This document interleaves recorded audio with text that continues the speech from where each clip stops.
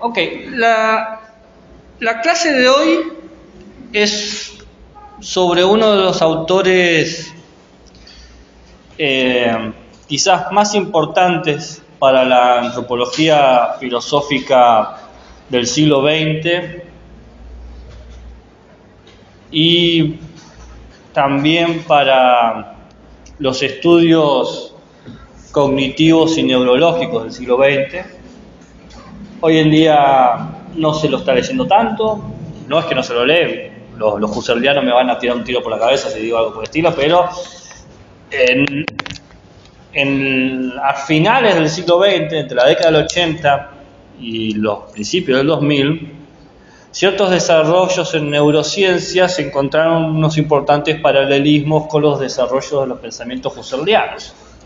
Por lo tanto, los fenomenalistas de la rama más dura encontraron un nicho ahí para desarrollar y se presentaron múltiples proyectos de investigación con gente dedicada al desarrollo cognitivo, a las neurociencias, psicología cognitiva, lingüística cognitiva y fenomenología husserliana. ¿Bien? Ahora eso un poco ha menguado ese impulso. Quizás, no sé, esto es una hipótesis que tiro, quedará para alguna tesis de ustedes desarrollarlo. Quizás la disminución de los estudios de la fenomenología husserliana viene de la mano con el crecimiento de la psiconeuroinmunoendocrinología, que es una rama de la medicina que es como un trabalenguas, que si lo decís bien ya te da como el visto bueno. Psico-inmuno-neuroendocrinología, psicológico, neurológico, endocrino, las hormonas, ¿no? Inmunológico, sistema inmune.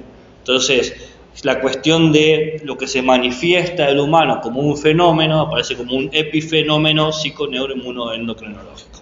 Entonces, ya no necesitarían tanto el vocabulario husserliano para hablar de la conciencia, básicamente. Es una hipótesis mía. Quedará, si a ustedes les interesa Husserl o lo odian, estudiar eso, porque si te interesa, para revitalizarlo, y si lo odias, para ponerle la cruz en su tumba, como la película Escupiré sobre sus tumbas. No sé si la han visto. Creo que es una película basada en una novela de una mujer que se venga de las personas que abusaron de ella, casualmente, todos hombres. Y esa es la metáfora, escupiré sobre sus tumbas. ¿Verdad? Dicho eso, si pueden pasar una hoja para pasar la asistencia, porque decidió el Excel no abrir, y bueno, no voy a luchar más con el Excel. Pasen una hoja, yo después lo paso. Dicho eso, vamos a hablar de Husserl. Husserl, en un mundo perfecto daríamos un seminario de Husserl. Daríamos un cuatrimestre entero hablando de Husserl y no nos quedaría tiempo suficiente para abarcar la vasta obra y la complejidad de su obra. Por eso vamos a ser más humildes y vamos a buscar mantener algunas ideas de su obra. ¿Me explico? Nadie acá va a salir especialista de Husserl, lamentablemente. Pero voy a tratar en estas 2 horas de mostrarles a grandes rasgos cómo es su sistema de pensamiento, cuáles son sus aportes a la filosofía histórica, si queremos decirlo de alguna manera, cuáles son los temas que nos interesan a nosotros desde la antropología filosófica y qué concepto 1 o 2 mantendremos para nosotros. ¿Por qué hago esta aclaración? Porque es una obra muy grande, muy compleja y está íntimamente interrelacionado el tema A con el tema B. Entonces, nosotros vamos a tener un fragmento, como quien mira por la rendija de una puerta. Como, no sé si conocen algo de arte, pero Duchamp, pintor, escultor, hace una hermosa obra de arte que se llama La Puerta, no sé si la han visto. Es una puerta, literal, una puerta enorme, maciza, que vos das la vuelta y nada, no hay nada del otro lado. Pero si mirás por las fracturas de la puerta, ves un paisaje del otro lado. O sea, vos no podés abrir la puerta, pero ves por la mirilla y la puerta está como media rota. Bueno, nosotros vamos a hacer eso, vamos a ver algunas canaletas, parte del paisaje. ¿Por qué explico eso? Porque es una obra compleja. Lo primero que hay que saber de Husserl, nació en 1859 y murió en 1938. 1859-1938. Así que podemos decir que tiene lo mejor y lo peor de esos dos siglos, del 20 y del 19. Lo primero que tienen que saber es que Husserl es de base, su formación de base es matemático. Y él escribe para matemáticos. Y él escribe con razonamientos matemáticos. Y él escribe con ejemplos matemáticos. ¿Bien? No va a ser ejemplo de 2 más 2 es 4, pero la manera en que demuestra algo, lo demuestra según los principios de la matemática. Con relaciones de signos, ¿bien? Con principios, con elementos y que en sus relaciones permiten deducir las consecuencias. Un pensamiento, si quieren pensarlo así, deductivo, ¿ok? Estrictamente formal en esos términos. Por cómo escribía Husserl, muchos pensaban que Husserl era un idealista o un racionalista, por la manera en que escribía. Pero pasa que él escribía como aprendió a escribir, como un matemático. ¿Bien? Pero su pensamiento es de muchas cosas, pero no ideal. Es racional, pero no entendiendo lo racional como lo primario.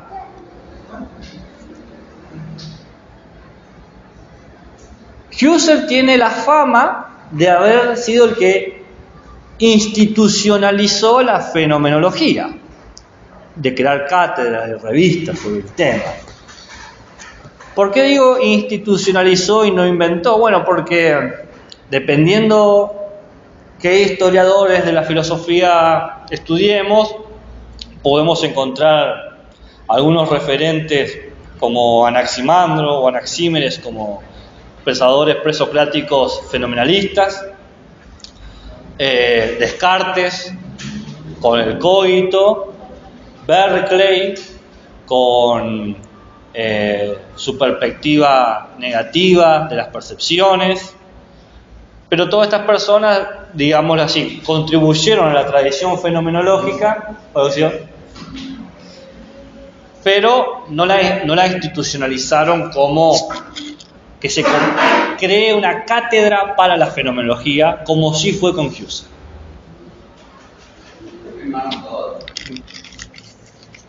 Déjalo ahí, no me cites, y el que vaya llegando, que vaya firmando. Yo quédate tranquilo que yo le aviso. Cuando lleguen, le digo, ahí está la asistencia para que. Se jubiló más o menos en 1928, Husserl, y después de su jubilación vivió 10 años escribiendo muchos textos denunciando los problemas de la cultura entre 1928 y 1938, principalmente criticando la guerra, el nacionalsocialismo. Bueno, Husserl era judío, maestro de Heidegger. En la primera versión de Ser y Tiempo, Heidegger ponía que estaba, ¿cómo en honor? Dedicado a Husserl. En la segunda edición, esa dedicación se perdió.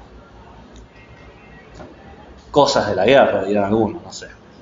Ya hablaremos de Heidegger, si nos cae bien o mal, cuando estemos con Heidegger. Pero ahora estamos con Husserl. A grandes rasgos le puedo decir que la fenomenología no se pensó, no se escribió, ni se planteó para responder el problema que es el humano. Así que podemos terminar esta clase con esto. Nos vamos, porque no es una filosofía sobre la antropología. Entonces, ¿de qué es esta filosofía? Me preguntarán ustedes. ¿Te puse en el grupo de WhatsApp, Lucio? Bien. Ahí te voy a agregar ahora. Tenemos un nuevo script acá. Vos, Lucio, ella también está escrita. Susana, no sé si conocen. Ya veremos qué quiere dar Lucio, si que quiere dar algo. Ya hablaremos en su momento. Lucio, acá está. Paso por WhatsApp yo la clase, ¿viste? Para que la tengan. Así que ahí la estoy pasando y ahí la puedes ver. Bien. Entonces, no sirve para responder qué es el humano. Entonces, ¿para qué sirve? Bueno, para responder qué es la realidad. Eso es lo que trataba de hacer Husserl. Bueno, acá está la famosa frase a las cosas mismas, ir a las cosas mismas. La idea que tenía Husserl, acá estoy hablando a rasgos generales, ¿no? La idea que tenía Husserl es responder a la pregunta: ¿cómo le podemos encontrar un sentido? ¿Cómo le podemos encontrar un sentido a nuestra experiencia del mundo? Experimentamos el mundo de maneras muy diversas, muy distintas, pero de alguna manera todas esas experiencias parecen converger de alguna forma. Bueno, ¿cuál es esa forma? ¿Cuál es esa ecuación? ¿Cuál es la fórmula que me permite a mí entender por qué la realidad es así y no de otra manera? De la forma en que se lo pregunta Husserl, inicialmente lo que está haciendo es continuar el pensamiento moderno, ¿bien? De la filosofía moderna. ¿Por qué la realidad es así y no de otra manera? Es una pregunta que se hace Leibniz, que se hace Spinoza, que se hace Descartes. ¿Bien? Entonces, en ese sentido, Husserl es un continuador. Le hago el spoiler, ¿cuál es la respuesta? Después la profundizo, pero para que tengamos la pregunta y la respuesta. ¿Cuál es el sentido de nuestra experiencia? El sentido de nuestra experiencia es intuitivo, intencional, consciente, ordenado y único. Intuitivo, intencional, consciente, ordenado y único. Una vez más, intuitivo, intencional, consciente, ordenado y único.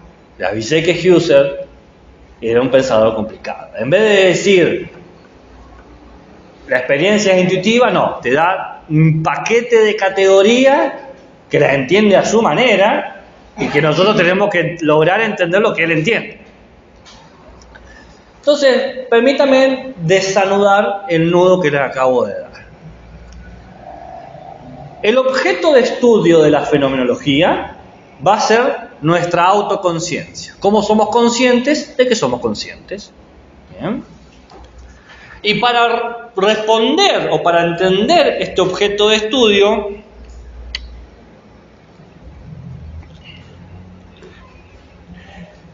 va a desarrollar 4 líneas de pensamiento. ¿Por qué no una? Y porque soy fucking Husserl y hago 4 líneas de pensamiento, por eso. ¿Cuáles son? Por un lado, hay una línea de pensamiento que sería ontología trascendental. ¿Qué es la ontología trascendental? Primero, ¿qué es la ontología? ¿Recuerdan lo que era la ontología?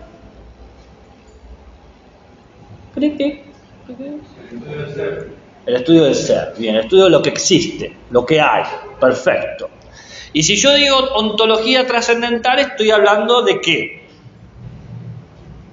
¿Qué es lo trascendental? Separemos, ¿vieron como en el primario que decía separemos las palabras hasta que entendamos qué es lo trascendental? ¿Qué es algo trascendental? Bien, algo que está más allá. Perfecto. Bien.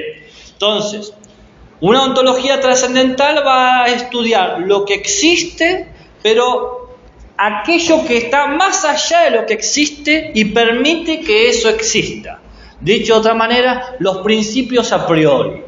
¿Cuáles son los principios que hacen posible que esto exista? Porque es la pregunta moderna. ¿Por qué las cosas existen así y no de otra manera? Y bueno, porque hay unos principios a priori. Ya vamos a ver cuáles son los principios a priori, pero estoy estructurando.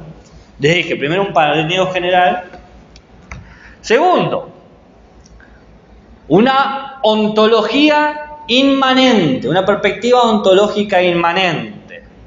Dijimos, ontología tiene que ver con la existencia, con lo que hay. ¿Y qué es lo inmanente? ¿2 imanes? No. ¿Qué es lo inmanente? ¿Un imán? Tampoco. ¿Qué es lo inmanente? Si yo digo inmanente, ¿qué piensan? ¿Cómo? Lo que está en mi entorno y no entiendo tu otra palabra. Lo más cercano. Va con la idea de lo más cercano, no tanto con el entorno. ¿Y qué sería el superlativo de lo cercano? El techo de lo cercano. Exactamente. Lo más cercano es lo que está en mí. Lo inmanente es lo que es interno, pero interno de manera constitutiva. Por ejemplo, muchos creen hoy en día que su personalidad es inmanente. Yo soy mi personalidad, ¿no? ¿Se puede decir innato?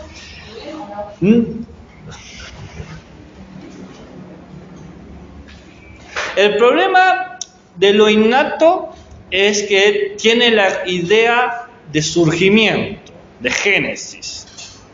Lo inmanente no tiene esa condición.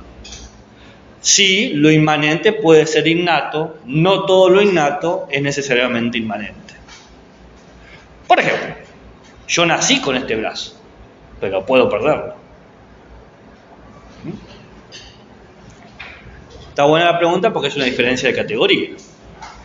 En ese sentido, ¿qué es eso inmanente en la ontología? Respuesta, si la respuesta era los principios a priori, acá va a ser el cogito. No dije coito, no es C-O-I, ojo al piojo, porque después me dicen, ustedes se ríen, pero después en finales escucho, lo que pasa con el coito de Husserl, digo, no, está todo bien con traer la dimensión de la sexualidad en las reflexiones, pero es el cogito. ¿Cómo se pronuncia? C-O-G-I-T-O, cogito. O cogito, o como te salga. Mientras no te salga coito. Entonces tenemos lo trascendental, que son los principios a priori de la existencia, lo inmanente, que es el cogito, que todavía no sabemos qué es. Estamos avanzando. Después hay una perspectiva psicológica trascendental. Acá, aclaración, nota al pie. ¿Por qué digo psicología? Porque Husserl dice psicología. ¿Pero Husserl está pensando en psicología? No está pensando en psicología. ¿En qué está pensando? En nociología, en teoría del conocimiento. ¿Y por qué dice psicología? Y porque en ese momento se decide psicología. ¿Pero está pensando en psicología? No está pensando en la psicología que nosotros estamos pensando. Está pensando en nociología, teoría del conocimiento. Entonces, cuando yo digo propone una psicología trascendental, ¿estoy diciendo que propone un pensamiento sobre nuestras emociones trascendentalmente? No. ¿Qué estoy diciendo? Sobre nuestro conocimiento. Exactamente. Sobre cómo de forma trascendental se determina nuestro conocimiento de las cosas. Cómo de forma trascendental se determina nuestro conocimiento de las cosas. Spoiler alert, lo que determina de manera trascendental es el cogito. Para Husserl va todo a rondar sobre este núcleo duro. Tercero, cuarto, si tuve una ontología trascendental, tuve una ontología inmanente, tengo una psicología trascendental, ¿qué me falta? Exactamente, la psicología inmanente, que es la manera en cómo encontramos las cosas. Una cosa es cómo se determina y otra es cómo se encuentra.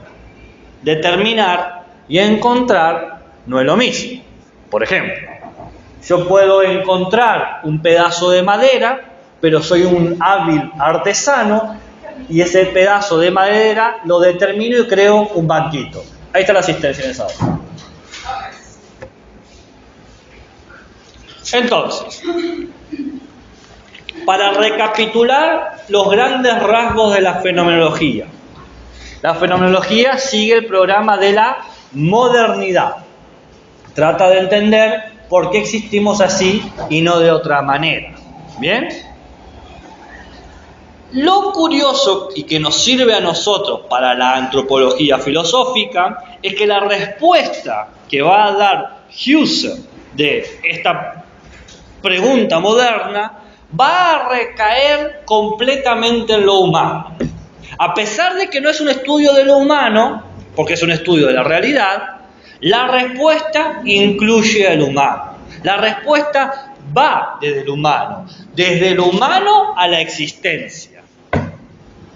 Desde ahí nosotros tenemos necesariamente una reflexión antropológica filosófica que está en segundo nivel para Husserl, no está en primero. ¿Bien? Ahora,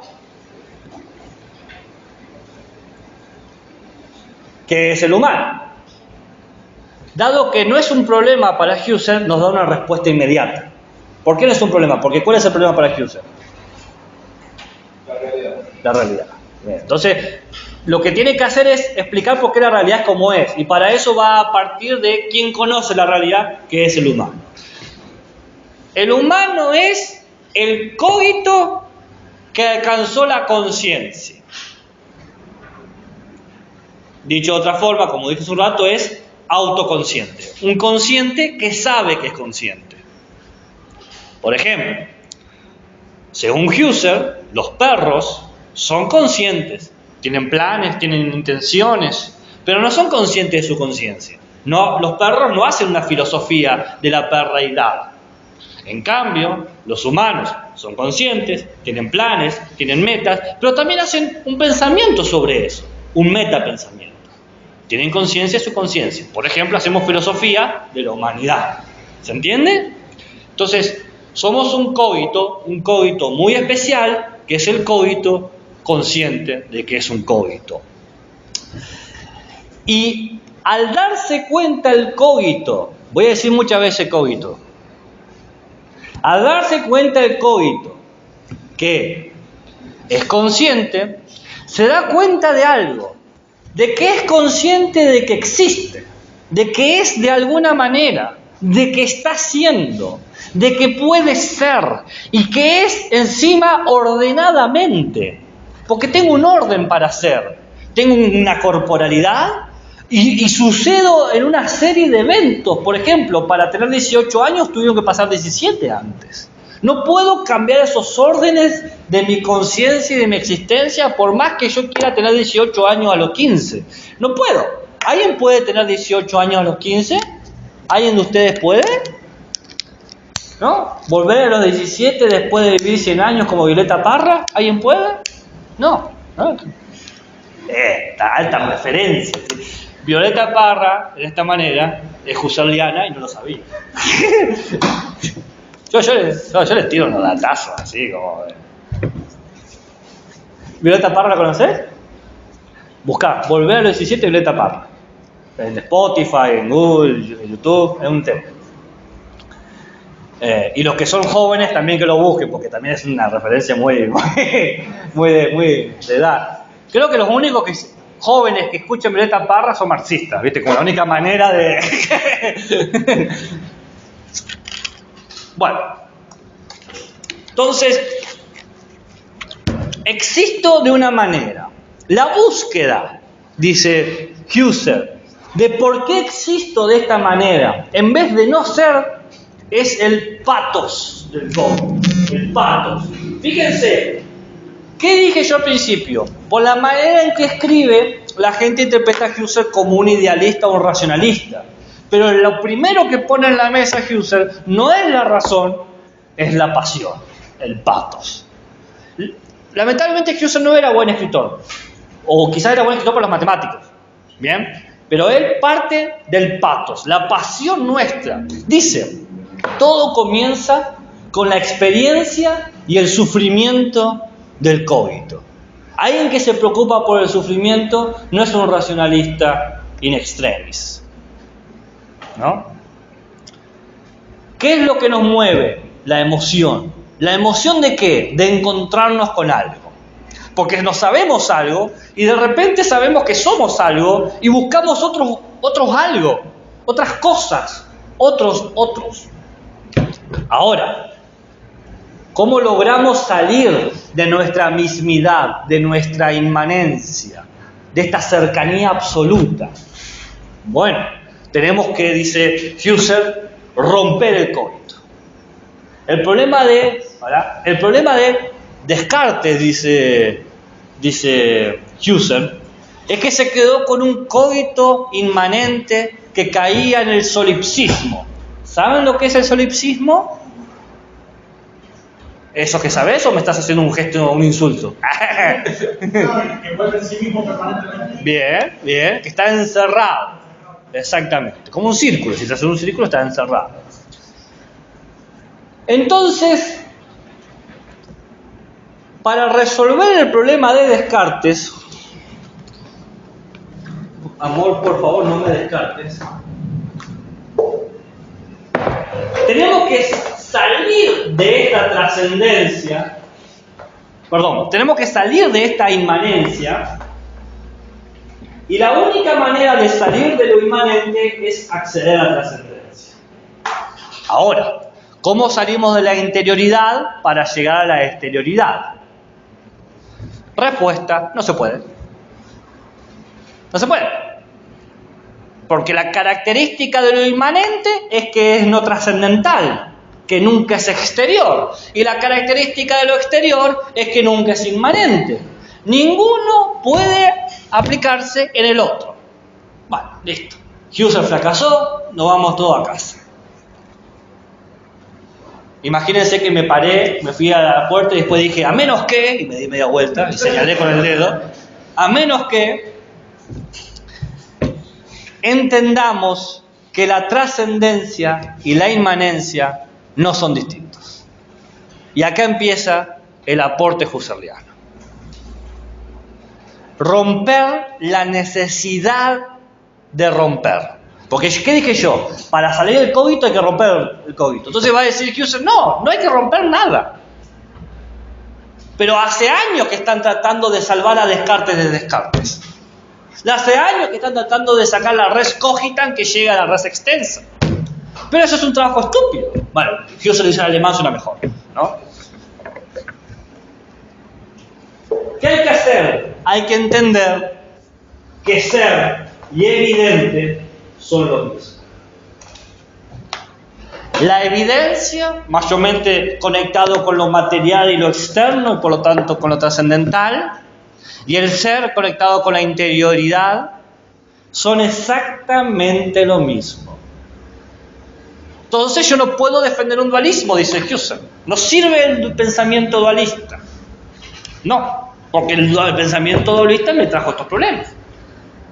No me sirve el pensamiento empirista, porque el empirista se detiene en lo trascendental.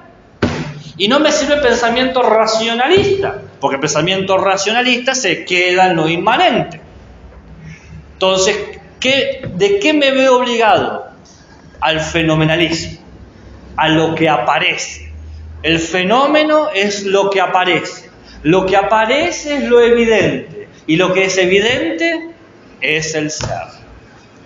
Ahora, yo sé que ustedes ya notaron la pregunta, la crítica que uso, porque son gente muy aguda, gente muy astuta. O sea, si hay cursos astutos son ustedes.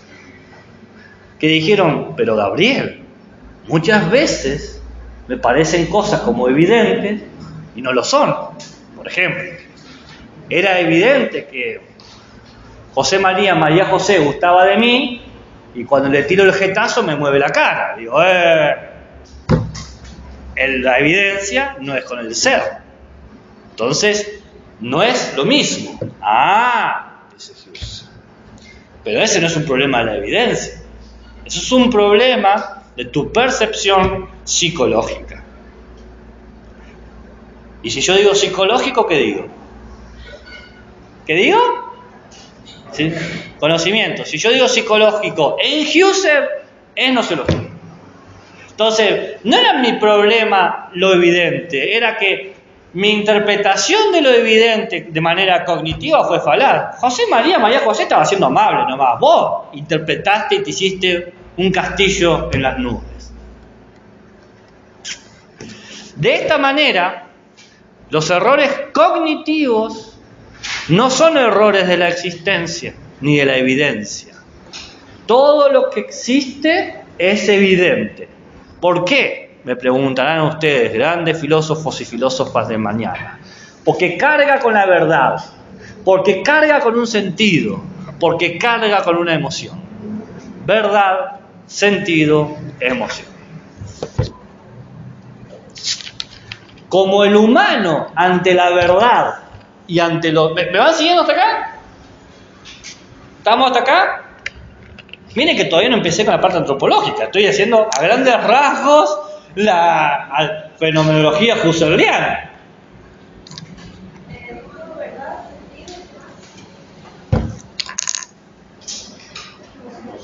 Emoción, el pato, la pasión. Yo sé, emoción y pasión no son exactamente lo mismo, pero por ahora usamos cosas. Emoción, emovere, que te mueve. Patos, que lo sufre. Ya sé, todos estudiamos griego antiguo, ¿no? Está todo bien. Pero por ahora, en estas pequeñas fragmentos de la puerta duchamniana que tenemos para entender a Husserl, nos quedemos con esto. ¿Por qué parte va de PDF que mandó? 5.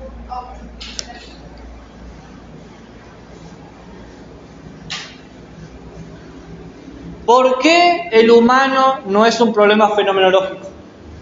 Por la realidad. ¿Pero por qué? Porque si pusiéramos de ese Husserl al humano de entrada, el humano confundiría lo evidente. Discutiría, pero lo evidente tiene que ver con mi percepción. Entonces, el humano no puede entrar en la primera reflexión porque contaminaría nuestra concepción de evidente. Y ustedes me dirán, entonces, ¿qué concepción de evidente tiene Husserl? Matemática. 1 más 1 es igual a 2, y eso es formalmente evidente, lógicamente evidente, deductivamente evidente. Una evidencia que si vos comprendés las partes que forman al enunciado, entendés su significado. Un tipo de evidencia, en ese sentido, si lo quieren, racional, sabiendo que lo racional no es lo principal. El problema del humano, dice Husserl, si lo metiéramos al principio, es que el humano es algo social, es algo cultural, responde a las localidades, es enteramente contingente.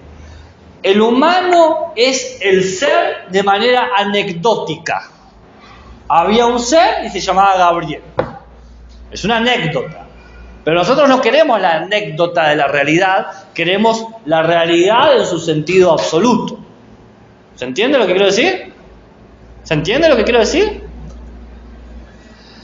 Por lo tanto, el cogito con el que se identifica el humano tiene que despojarse de la sociedad, de lo cultural, de lo local, de lo contingente, para encontrar el ser que es, más allá de la anécdota, para encontrar el sentido absoluto que es, más allá de lo contingente, para encontrarse como el ser que permite identificar a los otros seres. El ser que es evidentemente un ser, que es claro que existe.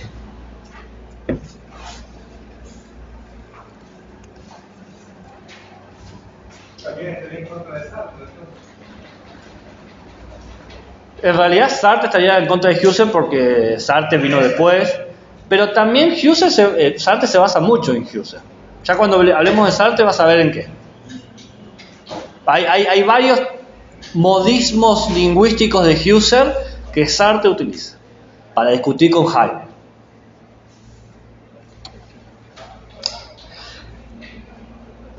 ¿Cómo logra el humano despojarse de lo social, de lo cultural? Punto 1, ser consciente de su autoconciencia, es decir, un tercer nivel de la conciencia.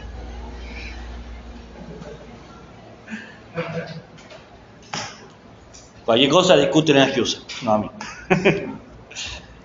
Tiene que saberse el humano que está en el borde entre lo trascendente y lo inmanente. Es lo humano la línea entre lo oculto y lo manifiesto, entre lo ingenuo y lo consciente.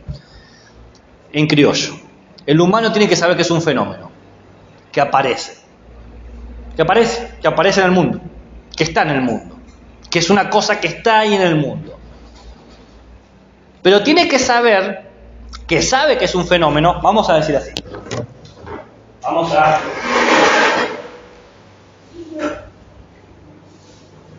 Porque esto en realidad va de abajo hacia arriba. Yo tengo una duda, ¿cómo sabe que marcha si se va tan lejos de la conciencia? Bueno. Humano está acá, tercer nivel, local, contingente, planeta. ¿Bien? En este sentido, somos conscientes en el mismo nivel que un animal. Tenemos planes, intenciones, tenemos hambre y hacemos algo para satisfacer el hambre. ¿Bien? En este nivel, en el segundo nivel, somos autoconscientes. Sabemos que sabemos.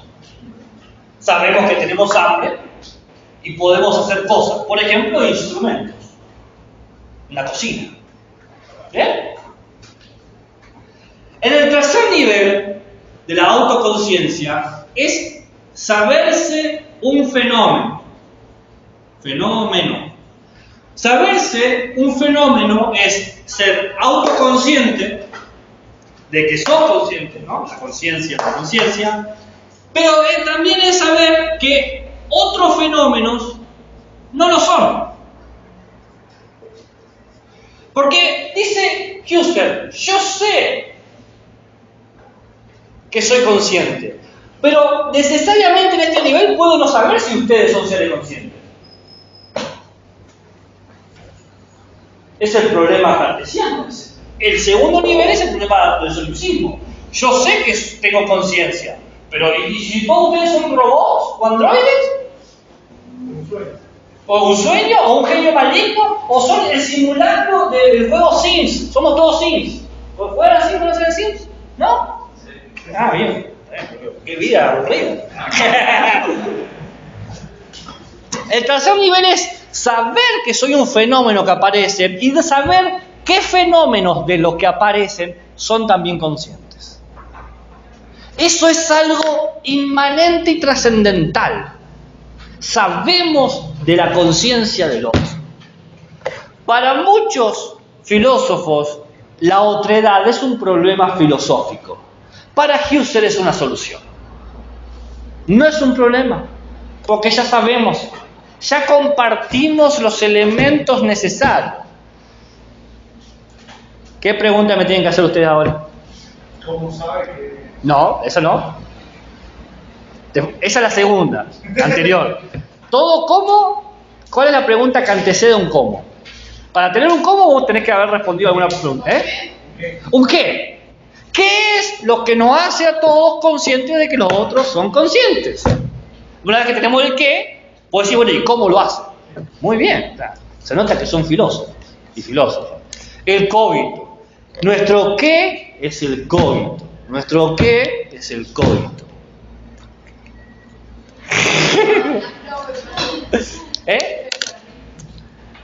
¿Hasta dónde llegaste?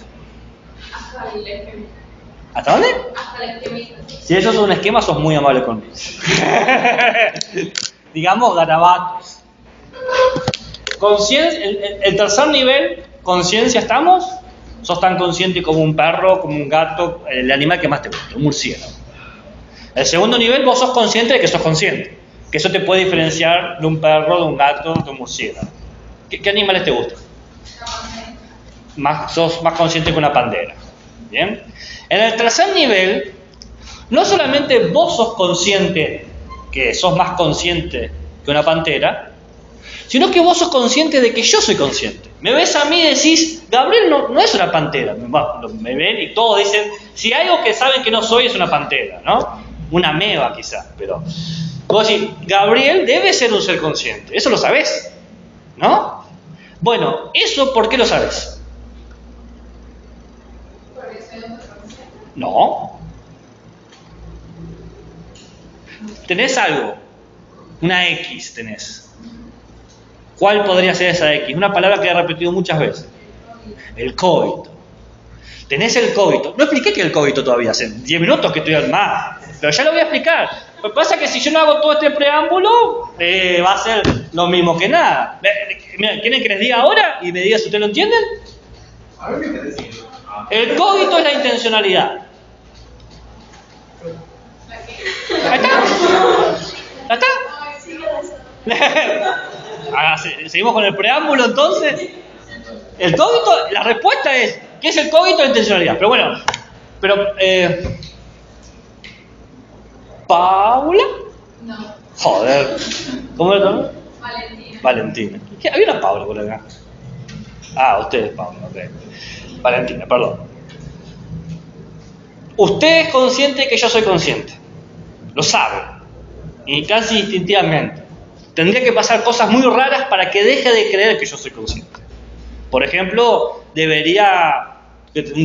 parece que tenga un derrame cerebral para que digas, bueno, ahí Gabriel ha perdido su conciencia. Pero hasta ese momento, cuando entró, asumió que yo era consciente y no un mono que estaba haciendo cosas. Ya después defenderemos a los monos, pero ahora somos antiespecistas, ¿bien? Entonces, eso es por el cogito. Usted tiene un cogito, yo tengo un cogito. Hasta ahí estábamos. Paula. Yo quería saber, como para no decir el mismo, porque quieren contar a las personas. ¿Qué sería para usar lo inmanente? Lo inmanente tiene que ver con la interioridad, ¿bien? Con lo interno, lo más cercano, lo propio. En contraposición, lo trascendente es la exterioridad.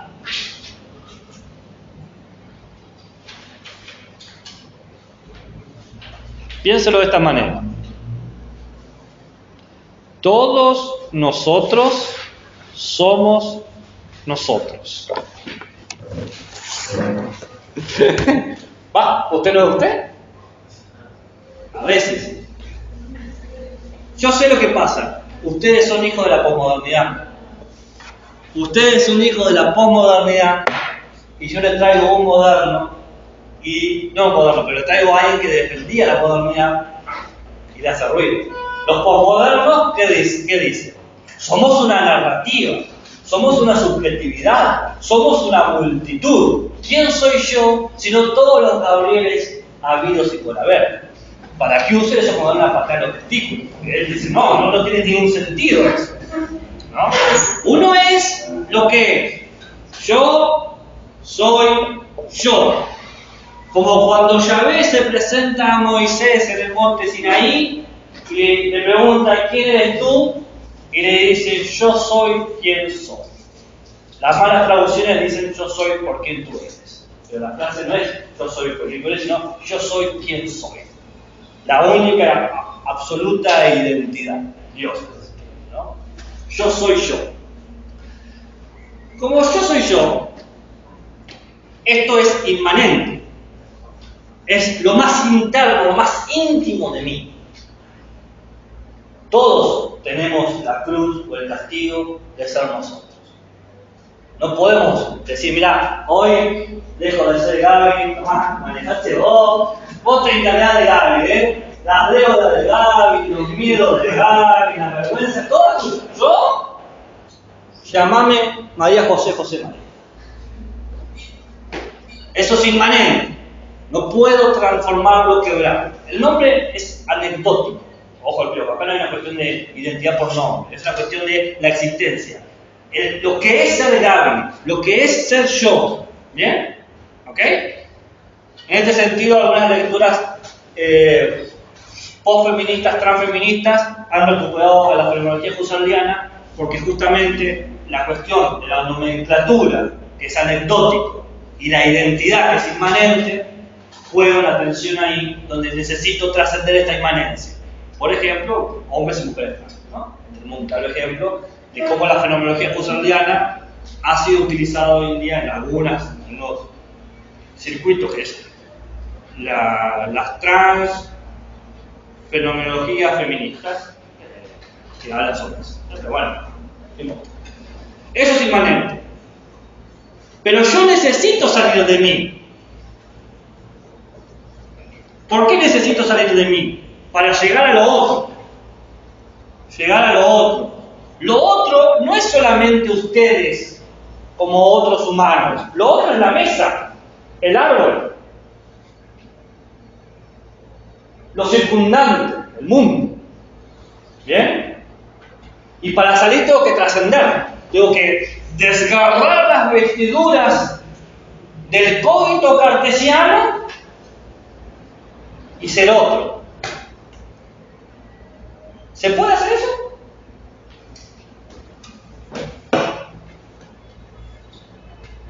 Capaz me equivoqué, pero según Sartre, ahí es algo que critica, por ejemplo. Está bien, pero para Husserl, ¿se puede hacer eso? Dije la respuesta hace 5 minutos. No, no se puede hacer eso. No se puede. Entonces, ¿qué hay que hacer? Dejar de creer que yo y el otro son cosas distintas. Lo inmanente y lo trascendente no son cosas diferentes. Eso es lo que va a hacer. ¿Se entiende? ¿Me van siguiendo? Sí.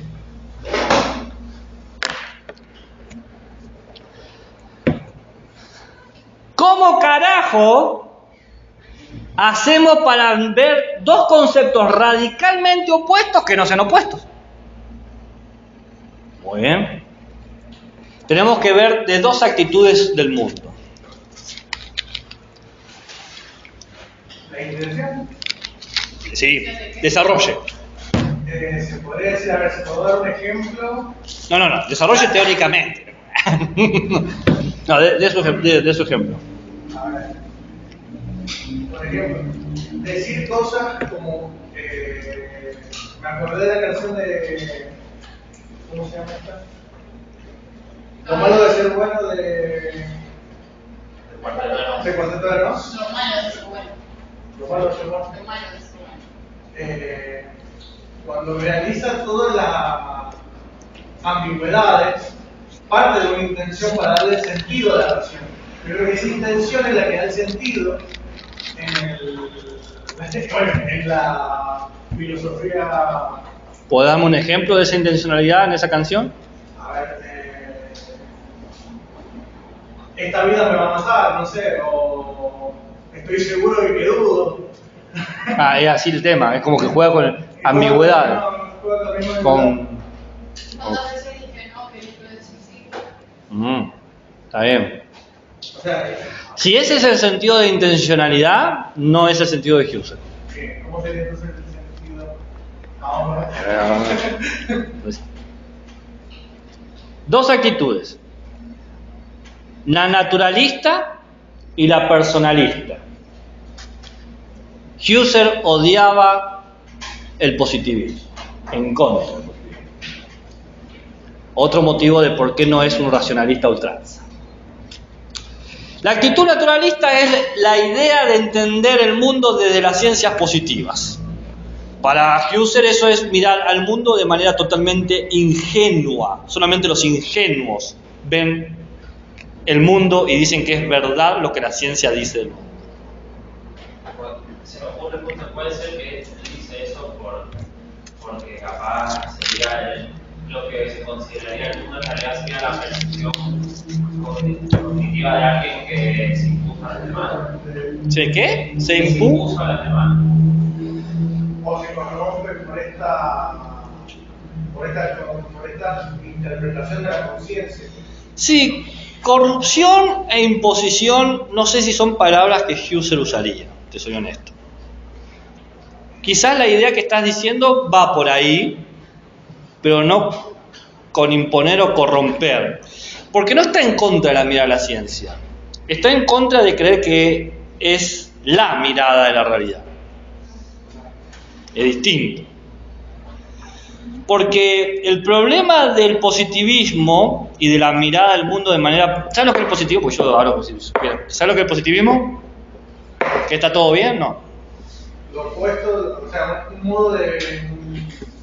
una corriente filosófica creada por Aristóteles que consiste básicamente en lo no evidente en sí, sino como lo que se expone. Claro, lo público. Muy bien, perfecto. Perfecto. Está muy bien lo que ha dicho usted.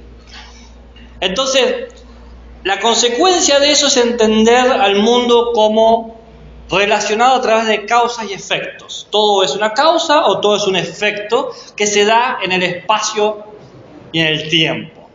Siendo el humano un producto de todo esto, siendo el humano un objeto físico-químico efecto de una serie determinante de causalidades. Para Husserl es terrible porque anula la libertad, anula la acción, porque todo es reacción. ¿Me explico? Todo es una respuesta a un evento. Frente a esta actitud va a estar la que él va a proponer para poder fusionar lo trascendente con lo inmanente. La actitud personalista. Es el nombre que le pone él. Es la idea de creer o de tener como verdadero lo que aparece, el fenómeno. Husserl elimina el problema kantiano del fenómeno o noúmeno. Ver el fenómeno es ver el noúmeno para Husserl. El noúmeno es la cosa en sí. La existencia y nuestro mundo está atravesado por nuestras percepciones humanas. El amor, el odio, los sentimientos, las palabras, las discusiones son los ejemplos más comunes que da Husserl de cómo está atravesado el mundo por nosotros. De cierta manera, el humano es el resultado de su entorno, de lo que lo trasciende. Es decir, que la trascendencia define a la inmanencia. La trascendencia define a la inmanencia. Son dos caras de la misma moneda. ¿Por qué? Porque desde la inmanencia vamos a percibir la trascendencia y a definirla. La trascendente, lo que circunda, te sujeta, te pone en un punto, aquí, ahora, San Juan, 10 de mayo. Pero yo esa inmanencia, esa trascendencia, la puedo transformar desde mi inmanencia. ¿Qué hago con esto? Puedo hacer un hito histórico, puedo enamorarme, puedo quebrarlo todo, puedo sentir dolor. El humano es resultado del mundo que lo circunda. La cuestión es que el estudio positivista ha llevado a creer que nosotros no tenemos injerencias en el mundo, que lo vemos de una manera lejana, silenciosa y distante, pasiva, irracional. Dice Husserl, la actitud naturalista conllevó a un olvido de sí. Un olvido de sí. Heidegger se va a acordar de esta frase. Esta idea del olvido. El sujeto personal objetivó al mundo y en el proceso de objetivar al mundo se objetivó a sí mismo, olvidándose que él era parte de ese mundo. Se vio como un objeto físico-químico que responde a reacciones determinantes causales. Se olvidó que tiene cultura, que tiene ciencia, que tiene filosofía. Me hizo acordar el fin de semana se le acampaba con un amigo, o sea, de equilibrio. Y la pregunta que normalmente hago siempre para conocer a alguien, a ver, a su nueva pareja, ¿qué piensa del amor?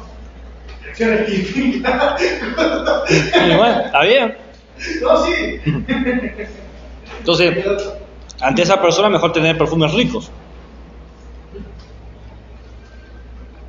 Si todo lo que está alrededor nuestro nos personaliza, cada persona es el centro del mundo.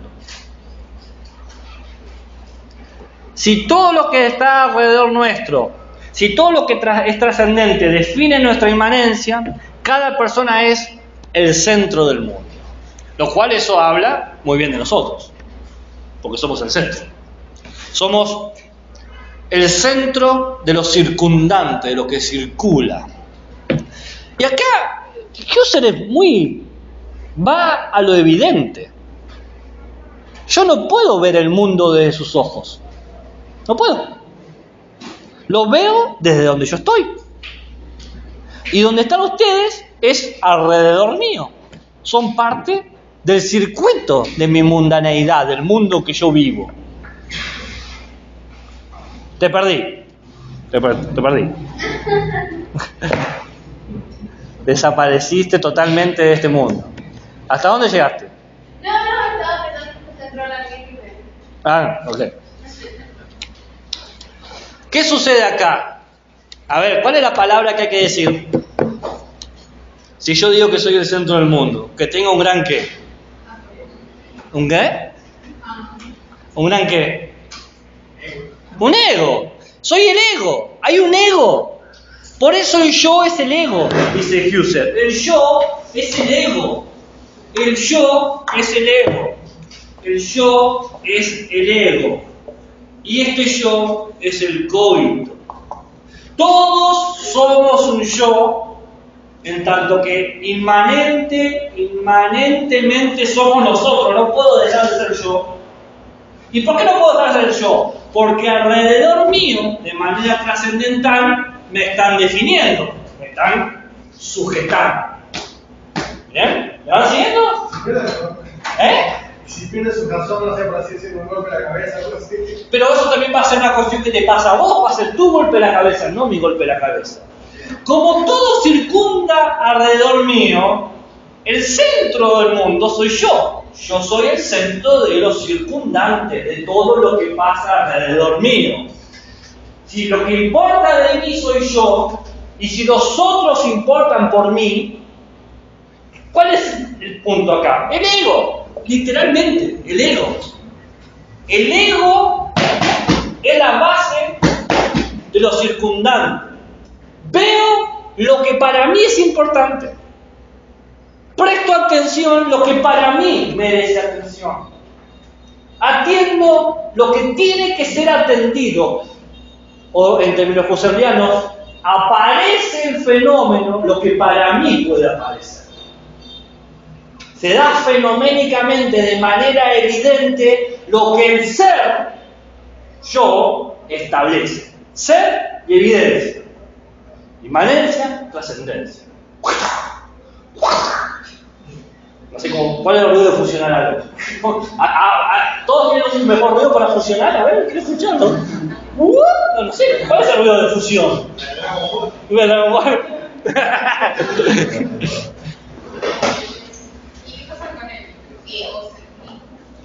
Eso es un problema anecdótico cultural. No es un problema ontológico. ¿Bien? El mundo fluye, dice Husserl. Fluye en una unidad de sentidos que construye el cogito. Porque yo soy siempre la referencia. Va para allá y viene para acá. Va para allá, viene para acá. Yo pongo el sentido y el sentido me devuelve algo. Llego tarde, llego temprano. ¿Para quién? Y para mí llego tarde yo. Esta relación es lo que motiva al cogito, dice Husserl. Es de donde está y es de donde mira. Es cómo encara el mundo. ¿Me van siguiendo? ¿Se va entendiendo un poco? Sí. Bien. Mucho mejor que el tema del ego. Con el ego ya me dejó todo. Ok. Ahora voy a hablar sobre el cogito y la intencionalidad para poder cerrar esa parte.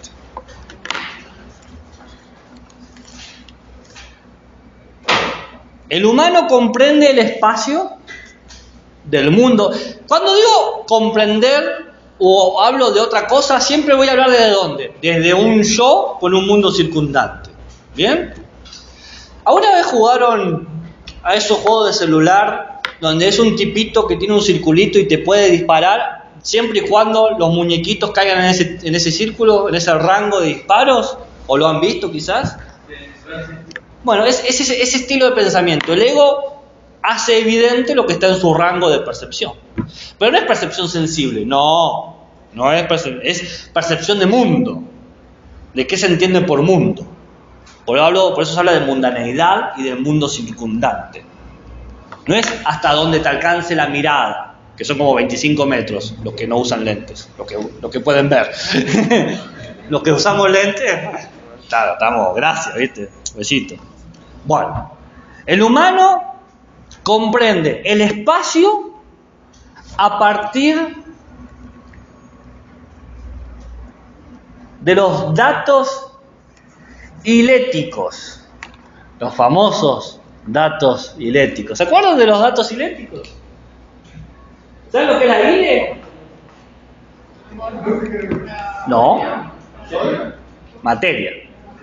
Hile es materia. Los datos hiléticos, ¿qué será? Los datos de la materia. En este sentido, lo que está pensando Husserl de nuestra comprensión de la materia es en el sentido cartesiano. Tenemos unas intuiciones del espacio y tiempo, del coito, y vemos las cosas que aparecen en nuestra idea de espacio y tiempo. Traten de imaginar algo sin tiempo, sin espacio. Se van a dar cuenta que no pueden. ¿Usted sí puede? La veo como diciendo eso. ¿A qué? Algo que ¿Lo quiere compartir? Puede decir que no, no hay problema. Sí. Pegaso se van a un lugar que está en el espacio-tiempo. Sí. Los humanos no pueden entrar ahí. Porque los humanos no pueden percibir un mundo sin espacio y tiempo. Inclusive el Caballero del Zodiaco es kantiano. Muy bien, me encantó esa referencia a la cultura popular. Saint Seiya dijiste, ¿no? Ok. Pero ¿cómo se entiende el tiempo? El espacio se entiende de manera kantiana, como una intuición. Y el tiempo como una intención. El espacio como una intuición. No podemos ver algo sin espacio, todo está en su espacio. Y el tiempo como una intención. Todo tiempo está conectado al tiempo del coito, en lo que yo soy consciente. ¿Conocen la pregunta si un árbol cayó en el bosque y no hubo quien lo oyera, hizo ruido? ¿No? Esa famosa pregunta. Claro. Acá la cuestión es, si nadie vio caer ¿el árbol se cayó?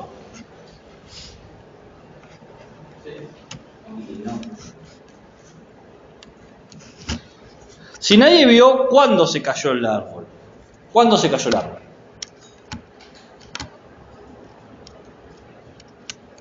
Y si nadie va cuando se cae, pero después en algún momento se da Cae. que había caído. ¿Y cuándo se cayó? Claro, el momento exacto. Nosotros somos conscientes del tiempo que somos conscientes. El tiempo es algo que tiene que ver con nuestro rango de conciencia, de las cosas que pasan simultáneamente a nosotros. ¿Bien? Por ejemplo, hace semanas que están construyendo acá cerca, ¿no? Entonces yo soy consciente de la construcción, pero no soy muy consciente del tiempo que llevan. Y no soy consciente del progreso que tienen. Porque mi conciencia de la temporalidad la tengo acá en esta aula, el tiempo que me queda de clase. ¿Cuánto tiempo están ustedes acá en la clase? Y viceversa. El rango de la conciencia tiene que ver con cómo yo lanzo un sentido y lo comparo con el tiempo inicial en que fue lanzado y los sucesos que les fueron encadenándose uno tras otro. Es un horizonte. con un horizonte de posibilidades de sentido, y a medida que se van realizando esos sentidos voy teniendo una noción de tiempo. Pero en ese tiempo yo tengo una intención de llegar a algún lugar. La intención es llegar a, ir hacia. Esa es la intención. El cogito es una intención, el cogito es ir hacia. ¿Ir hacia dónde? ¿A dónde quiere ir el cogito? Las cosas. A las cosas. ¿Y dónde están las cosas? En el mundo. ¿Y dónde está el mundo? Como se dice 2, va a ser 3. ¿Eh? ¿En el exterior? ¿Usted qué dijo? Ahí está, en lo circundante. En lo que circunda. Y ampliar. Tutum, tutum, tutum, tutum. ¿No? Ampliar la circunferencia. Pero solo se puede percibir el tiempo a través de la intención. Para Husserl sí. Está conectado, pero usted me dirá, apuesto que anotó la pregunta, porque usted es un gran filósofo. O ustedes también, seguramente, grandes filósofos también. ¿Hay un solo tiempo o hay tantos tiempos como cogitos? Hay un solo tiempo. No es como, me hace pensar, capaz un poco, pero me hace pensar un poco en esta, no me acuerdo de qué filósofo era el problema, pero sí que parecían a una tortuga 100 metros más adelante. Zenón, la paradoja de Zenón. Paradoja de Zenón. Claro, en la paradoja de Zenón tenés dos tiempos. El tiempo de Aquiles y el tiempo de la tortuga. El espacio de Aquiles nunca va a lograr cubrir el espacio de la tortuga porque hay siempre una diferencia. Pero en Husserl hay un solo tiempo. ¿Por qué hay un solo tiempo? Si no se dan cuenta se lo digo yo, pero ¿por qué hay un solo tiempo? Porque nosotros lo compartimos, digamos. ¿Y qué compartimos? Porque vos no sos yo. No, pero me imagino que Compartimos una percepción del tiempo. A ver, va por ahí, pero estás en zona de gol, pero no. Hay un solo tiempo para distintas percepciones de él. No, eso es muy sanagustiniano. porque compartimos las percepciones del mundo exterior y los cambios que se van realizando. No, eso es anecdótico. Lo que vos percibís del mundo es lo que yo percibo.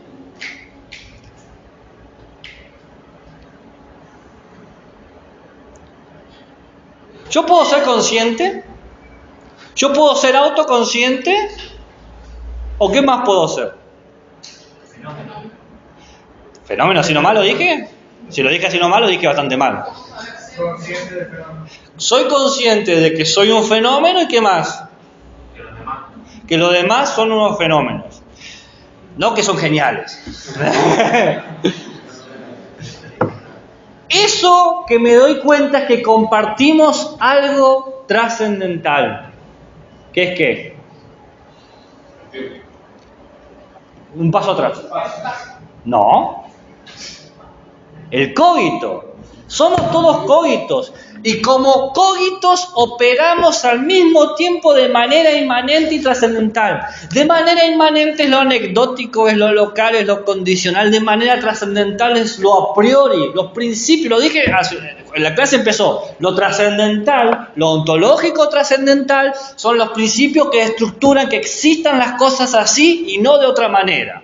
Y en la conciencia, ¿cómo es? La conciencia es intencional. Es solamente intencional. Siempre va hacia afuera. Y si la conciencia es inmanente, ¿cuál es el afuera de la inmanencia?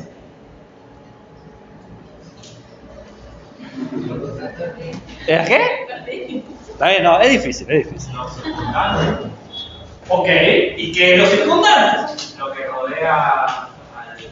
¿Y qué es lo que rodea? Lo trascendente. Yo, a ver, no se me asusten, no se me asusten. Husserl, les dije de entrada que es difícil. Tiene muchas maneras distintas para poder señalar distintos niveles de lo mismo. Por eso de entrada les dije, Husserl va a hablar de una sola cosa, del cogito. Y con el cogito va a tratar de responder una sola pregunta, la pregunta de la modernidad, ¿qué es lo real? ¿Por qué existe este mundo así y no de otra manera? Husserl todo lo que haga, todo, absolutamente todo es ¿por qué el coito sabe que el mundo existe? Nada más ni nada menos. Va a estar 70 libros escribiendo para eso. En serio le estoy diciendo, no vayan más allá de eso porque se van a dar manotazos de ahogado y van a ser como DiCaprio en el Titanic uniéndose, besito, te veo en 70 años. Dicho eso, Husserl tiene que luchar con un viejo problema dualista. O el yo es trascendente o el yo es inmanente. Un yo trascendente podría ser Dios. Dios es el yo trascendente. Un Dios inmanente es el coito cartesiano. Ninguna de las dos respuestas son buenas para nosotros. Las dos son pésimas respuestas. La única forma de resolverlo sería poder comunicarlo, pero conceptualmente no podemos porque un concepto niega al otro. Así como uno no es igual a dos, trascendencia no es igual a inmanencia. No puede ser, nunca serán lo mismo. A menos que entendamos que en realidad no se contradicen, que son dos caras de la misma moneda. Dos caras de la misma moneda. Dos caras de la misma moneda. La realidad. ¿Y cómo es esa realidad? ¿Cómo nos damos cuenta que lo real es lo real? ¿Cómo es evidente que el ser es en vez de no ser nada? ¿Por qué las cosas son lo que son en vez de no ser nada? El viejo problema del aire de Spinoza. Porque el cogito hace un proceso ascendente donde va eliminándose la carga cultural y anecdótica de lo que es. Sabe que es consciente, sabe que es autoconsciente y se da cuenta finalmente que es un cogito, un tipo de forma de fenómeno particular que puede identificar a otros fenómenos. ¿Cómo puede identificar otros fenómenos? Porque tiene un poder mágico. Es como el anillo linterna verde, o el superpoder de Superman, o como Dumbledore, o como Gandalf. Tiene una magia dentro que es la intencionalidad. Es un ser inmanente que se convierte en un ser trascendente.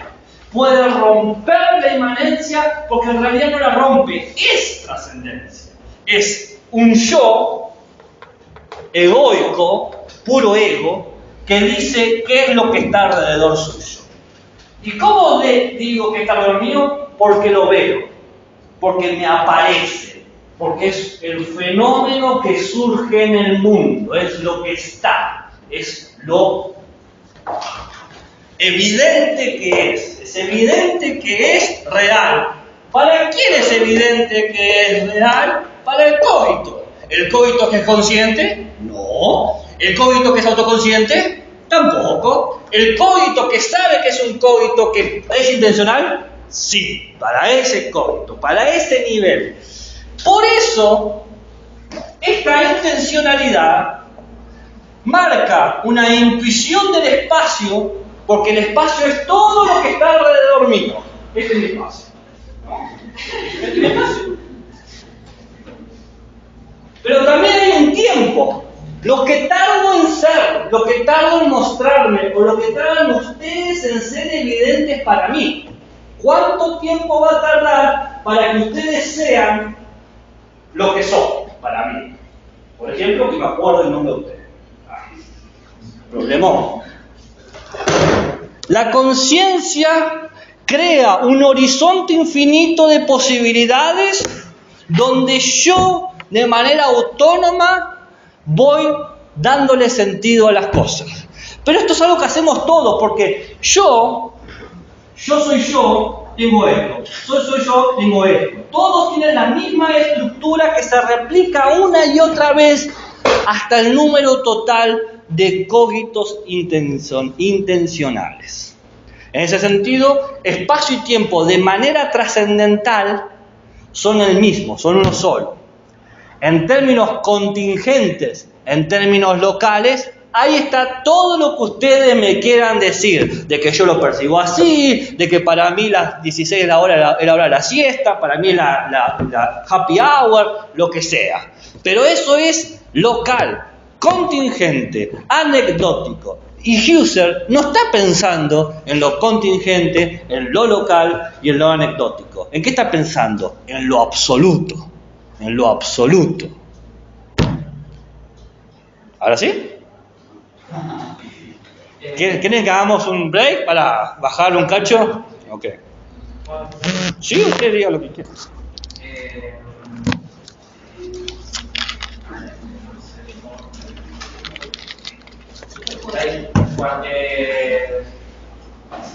Cuando dice que el ser es lo evidente, y bueno, todos nosotros, o sea, que alcanzamos esto de saber que somos cogitos, que tenemos una intención. Pero entonces, al salir de lo local, ¿se puede de alguna manera conocer lo absoluto? Si sí. Igual vamos a hacer un cogito con una intención. Sí. Es que saber que vos no estás agotado en ti y que la única manera de descubrir lo que sos es saliéndote, es parte del funcionamiento constante. En el momento que haces un acto trascendental, haces un acto inmanente. En el momento que haces un acto inmanente, haces algo trascendental. Cuando vas al mundo te definís, y cuando te definís, vas al mundo. ¿Me explico? Yo sí que tengo que entender un poco qué es lo absoluto para él. Bueno, yo puedo... ¿Quieren que les dé el recreo ahora? Y 5 minutos de descanso. A ver, ¿han logrado macerar un poquito en estos 10 minutos? No, gracias, te lo agradezco. Pensemos en un par de preguntas que me hicieron los compis en el recreo. De última, para que sirva hasta para recapitular y saber dónde estamos parados. Principalmente una pregunta que me hizo alguien que ahora que simplemente no la veo, que es sobre es dos cosas.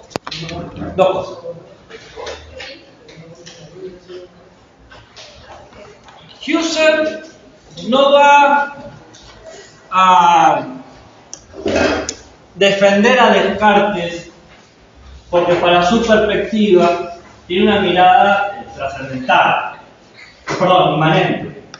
inmanente, encerrado en el yo. Pero quizás iba a recordar una cosa que vimos con Husserl, que para Descartes el yo es la res extensa. La res extensa es la naturaleza pensante o lo que piensa. En ese sentido, es algo conciso, es algo cerrado. Lo que va a hacer Husserl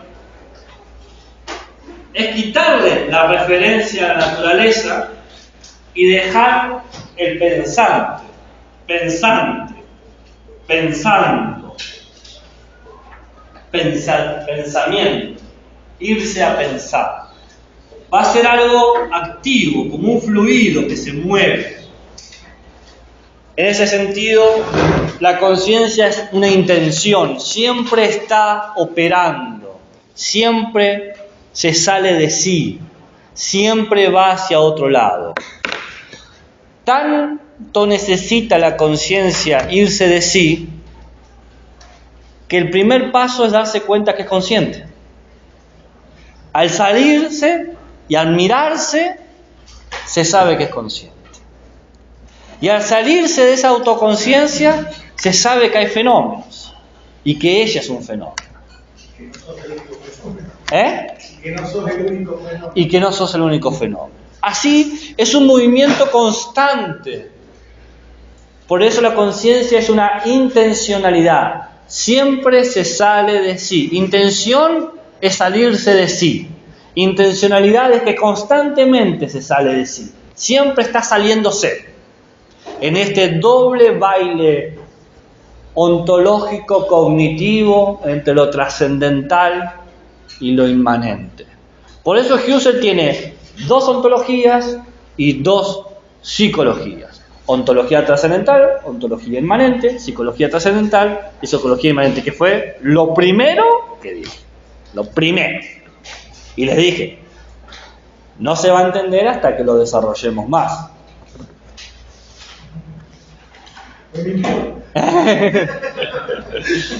Yo soy un hombre de palabra, entre otras cosas.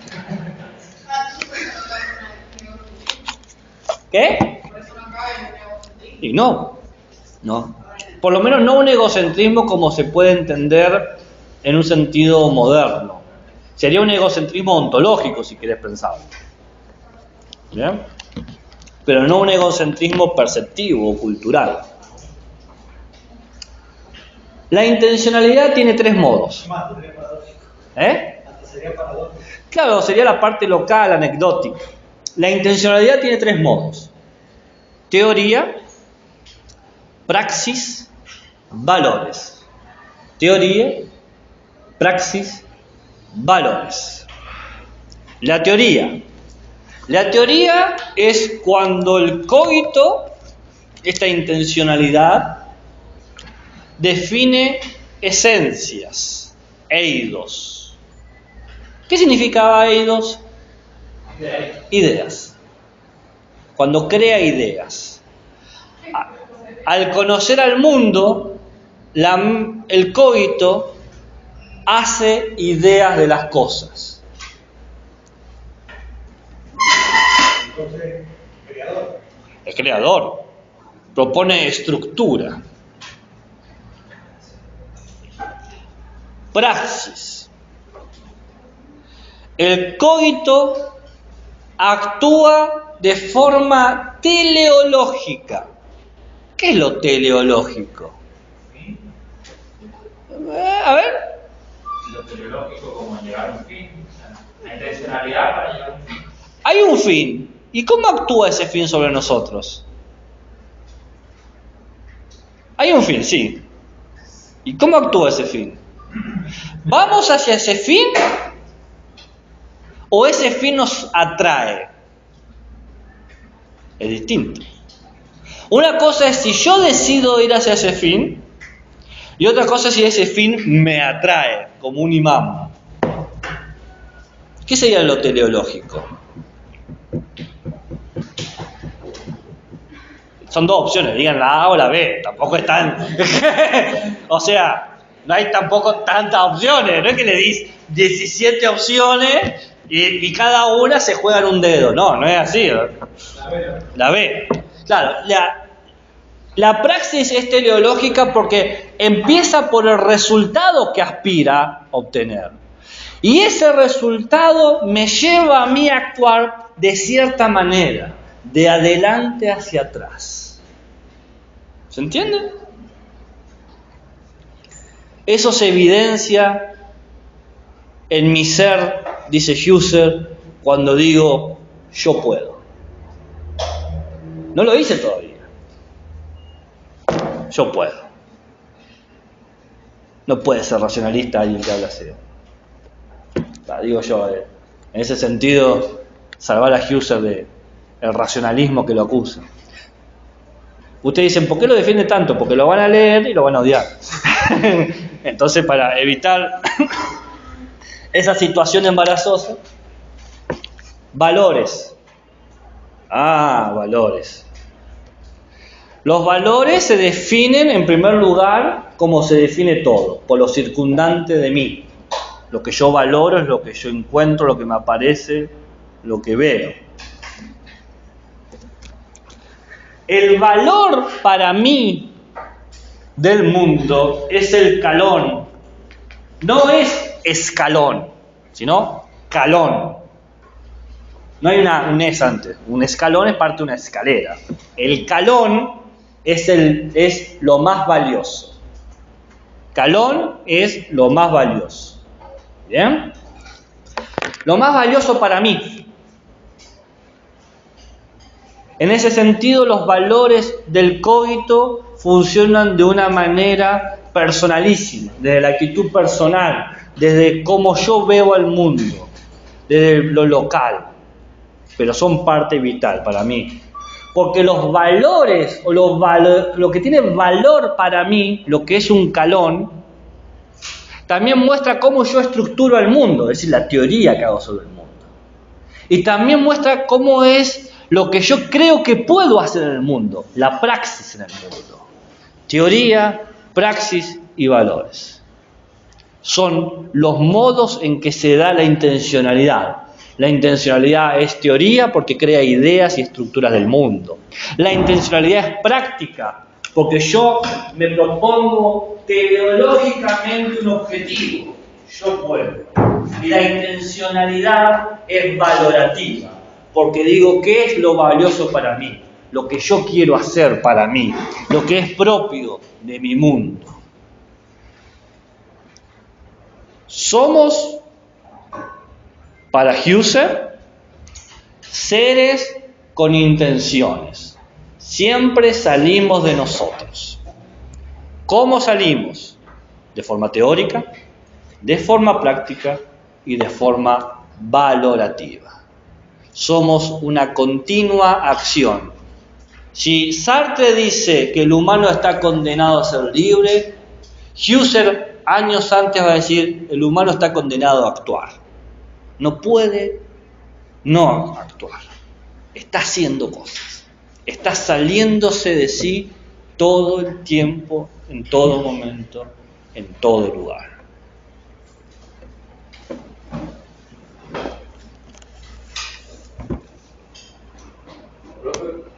Pero ahí se ha Fernando el concilio un poco diciendo que en la toma de decisiones que lo va a construir, digamos, también hay un obrar.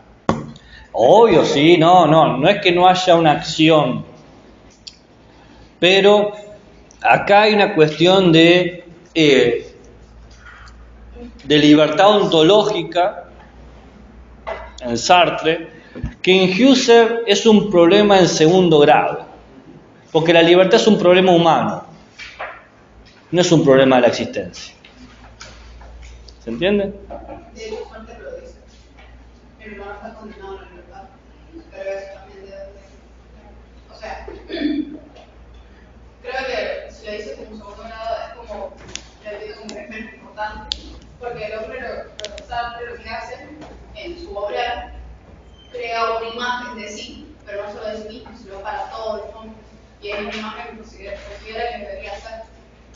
Bueno, aquí hay una cuestión, porque tocamos un punto sobre la otredad y cómo opera la otredad en un mundo gobernado por el cogito, por el ego.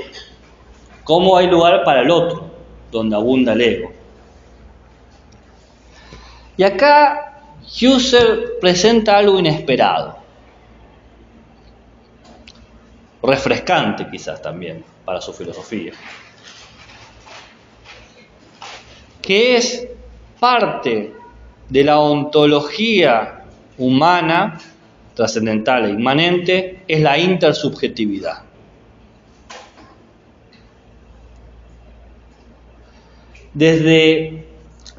La cuestión es así, el humano como individuo tiene ese mundo que lo circunda, los fenómenos que le aparecen. Bien, lo que veníamos hablando antes del recreo. Entre todo eso que aparecen otros como yo, el tercer nivel de la conciencia que habíamos hablado. Saberme un fenómeno, saber que los otros son fenómenos o conscientes o no conscientes. En ese mundo circundante aparece la intersubjetividad como la cultura. Gente que si bien de manera contingente ha construido históricamente una manera de ser. Históricamente han diseñado una trascendencia, la cultura. Históricamente han diseñado una trascendencia, la política. Históricamente han diseñado una trascendencia, la filosofía. ¿Se entiende lo que quiero decir? Se ha creado una trascendencia de lo humano al proponer de manera contingente y totalmente anecdótica una figura de lo humano, donde nos empezaron a enseñar teoría, praxis y valores. ¿Cuál es la idea del humano? ¿Qué puede hacer el humano? ¿Y por qué es importante el humano? El humano en Husserl es el resultado del mundo circundante donde encontramos la intersubjetividad. Entre otros, construimos una trascendencia. Construimos el humano. Construimos lo humano como el medio, lo humano como la naturaleza, lo humano como uno entre otros. Porque cuando veo el humano, dice Husserl, veo mi imagen del mundo. Si a vos no te reconozco como humano, en mi mundo circundante, no estás, no sos. Y de repente ahí Husserl cambia enormemente. Porque toda esa abstracción que teníamos, tan compleja, heredera del uso de la duda metódica para alcanzar el coito. Entonces, a diferencia de Descartes, el otro va a ser, digamos que también ese soporte que le va a dar, digamos, fundamento a que la realidad sea la realidad. Obvio, sí, la intersubjetividad va a ser finalmente uno de los elementos necesarios para la identidad entre el ser y la evidencia. Entonces, para Husserl, por ejemplo, todo esto que sería la intolerancia podría surgir también de eso, de no reconocer a... Bueno, recordemos una cosa. Yo había dicho que empezó a hacer toda una crítica a la cultura nazi, que se dice, bueno, él está pensando mucho en esto. Ahora voy a profundizar un poquito eso, pero permíteme dar unas notitas más para poder ver bien esta cuestión. Pero va por ese lado. Dice Husserl, cuando nuestra intencionalidad llega a un fenómeno no consciente, un objeto, el objeto va a devolver el sentido que nosotros le pusimos. Esto es un borrador, lo que me devuelve el borrador es ese sentido. Esto es un borrador. ¿Se entiende? La intención que le pongo al borrador me va a devolver eso. Es un borrador. Sentido y referencia. Bueno, sí. Si le sirve para entenderlo, perfecto. Es evidente para mí, por el sentido que tiene, que es un borrador. Si no hubiese sido, qué sé yo, la botella, el papelito. Eso es con los objetos y la intencionalidad de la conciencia. Pero ¿qué pasa? ¿Qué pasa cuando la intencionalidad se manda hacia un sujeto otro? ¿Qué me devuelve? ¿Me devuelve lo mismo que le pongo? Si yo te digo, vos sos un borrador. Mirá, un borrador no se rió cuando le dije que era borrador. ¿Qué me devolvió? Una expresión. Los sujetos, dice Husserl, devuelven la expresividad. Pero fíjate, fue instantáneo lo tuyo, porque sos un ser humano. Un borrador no me dijo, ¡ja! No. Esa expresividad, ¿cómo viene? Con un gesto, con un cuerpo, dice Husserl. Hay un cuerpo que muestra intenciones, que se para, que se posiciona, que se coloca, que se viste, que se muestra. Y ahora estamos en un problema, dice Husserl, porque yo me impongo ante ese sujeto otro, y ese sujeto otro se impone. Se da una situación de expresiones. Se da un intento de causar en el otro el sentido que yo quiero que tenga. Ahora son borradores todos, y la resistencia de los otros que me imponen un sentido. Vos sos un idiota por querer tratarme como un borrador. Digo, no, vos sos un borrador, no, vos sos un idiota. Y empezamos a cargarnos intencionalidades y sentidos O diferente, yo te amo, no, yo te amo más. ¿No le gusta la agresividad? Pongámosle otro ejemplo, ¿no? ¿Y qué pasa ahí? ¿Y nos empezamos a comunicar? Empezamos a comunicar nuestros motivos. Y nos damos cuenta que tenemos ciertas semejanzas. Tenemos algo en común. Tenemos algo en común.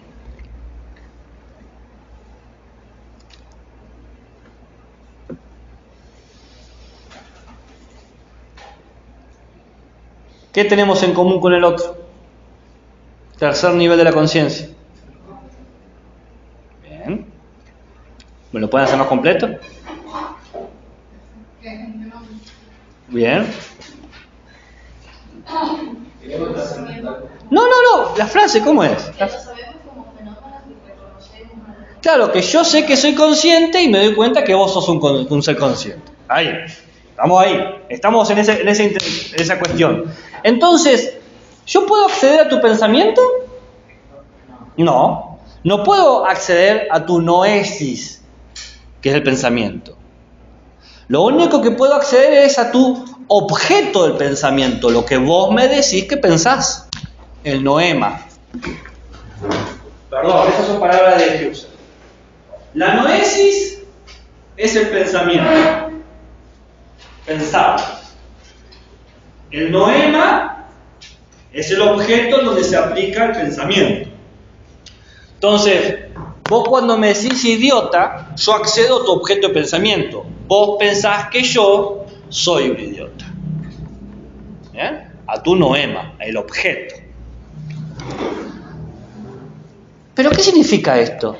Significa que yo puedo compartir algo de mi pensamiento. Acá, para Husserl, el cogito no está encapsulado.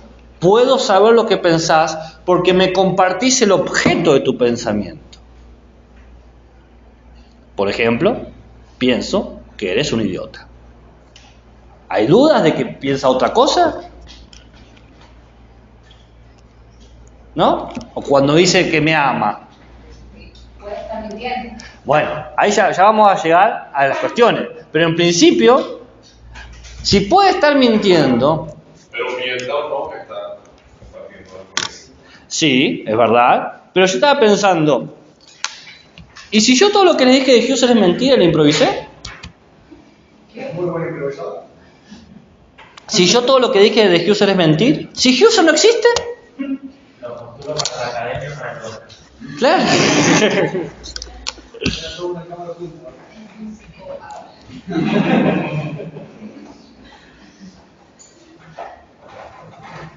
Ahí improvisaba todas las... Cuando uno da el objeto de su pensamiento, no es que da la verdad, es que da su intencionalidad, su persona. Muestro que hay un cuerpo distinto a mí, que tiene afecciones y que yo puedo de alguna manera coincidir entre mis posibilidades con tus posibilidades, mis horizontes con tus horizontes, mis sentidos con tus sentidos. ¿Bien? Todo matemático en el fondo es un poeta.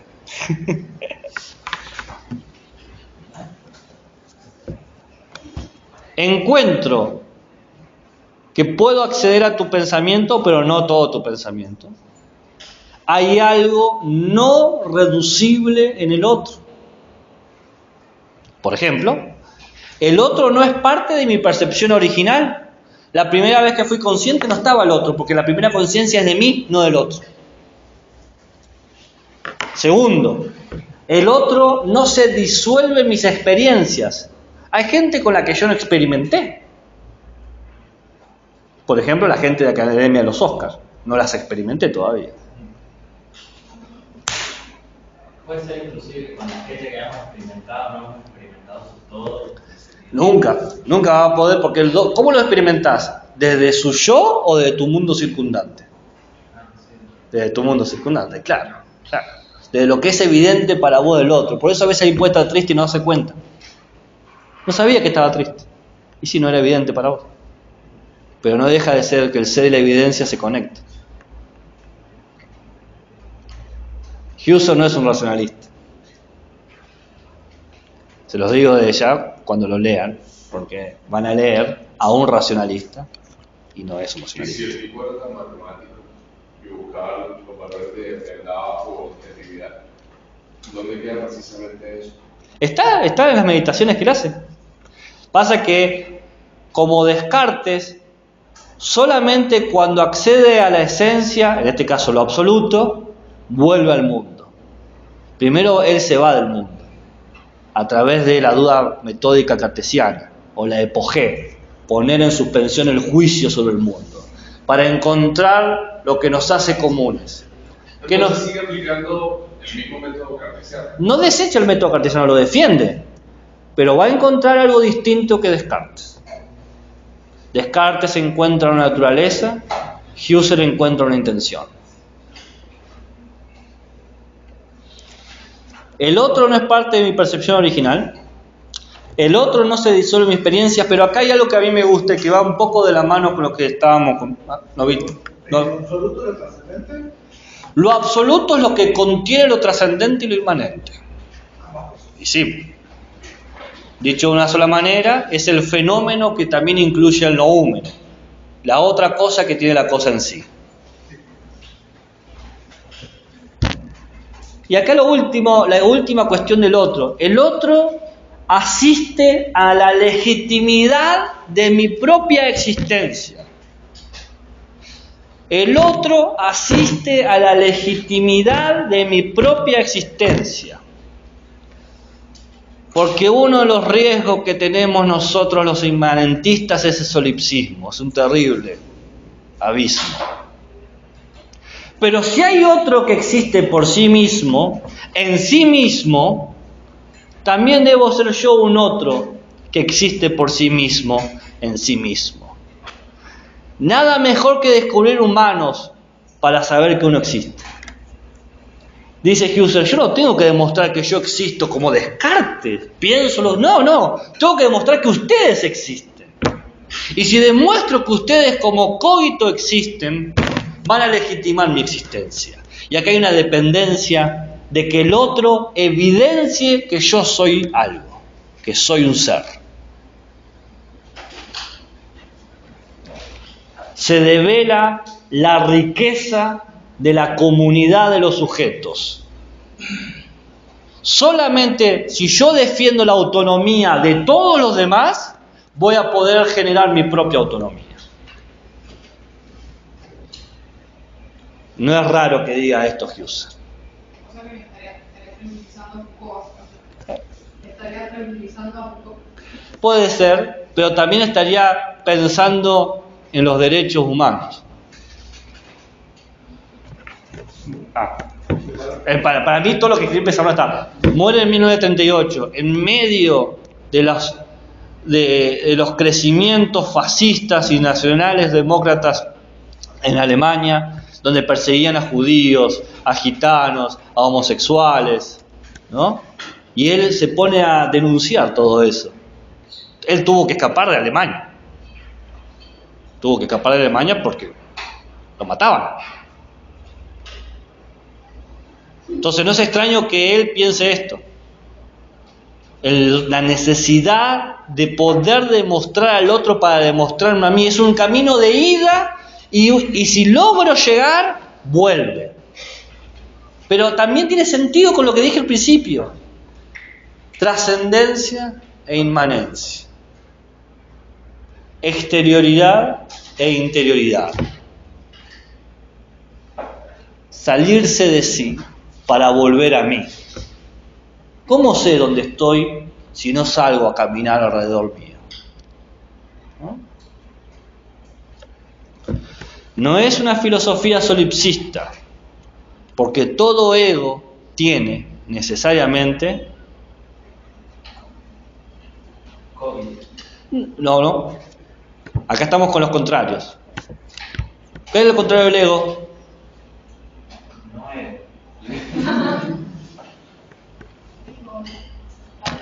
Alter ego. Si hay un ego, hay un alter ego. Si hay un yo, hay un otro yo. Otros como yo. El ser sujeto se presenta como absoluto, ser quien es, cuando me doy cuenta que estoy en la paragún, la asociación de egos, la asociación, la comunidad, la universalidad, la totalidad, donde yo me entiendo como un individuo parte. La historia de la humanidad es el telos de los cógitos. Todos vamos hacia ser humanos y solamente podemos llegar si otros nos reconocen como humanos. Y ahora Husserl cambió enormemente, ¿no? Como uno dice que son dos Husserl, no es el mismo. Pero ahora podemos hablar de humanos que hemos entendido las condiciones de posibilidad del cogito. Lo que le da a Husserl un argumento muy fuerte y muy difícil de discutir. Porque si aceptaron esto, hasta muere. ¿Cómo vamos hasta acá? ¿Dudas, preguntas, interrogantes, comentarios? Ya me queda una, dos ideas. ¿Se está entendiendo un poco más Husserl? Por lo menos esta parte. La parte más antropológica.